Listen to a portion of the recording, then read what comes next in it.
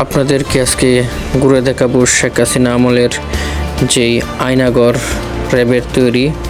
এখানে মূলত বিএনপি, জামাত এবং যারা সরকারের কঠোর সমালোচনা করতেন তাদেরকে বন্দি করা হতো এবং বিভিন্ন জঙ্গিবাদী, উগ্রবাদ, বিভিন্ন টেক দিয়ে তাদেরকে নির্যাতন করা হতো।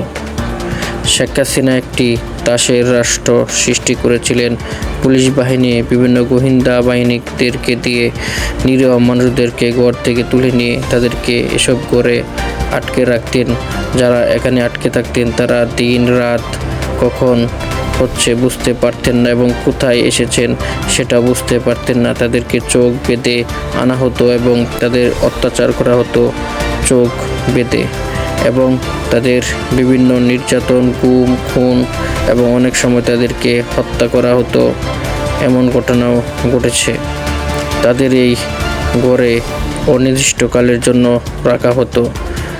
কেউ নিরাশা, কেউ ব্যর্থতা, কেউ জীবনের জন্য আকুতি, যেই ঘরে কবিতরের খোপের মতো ছোট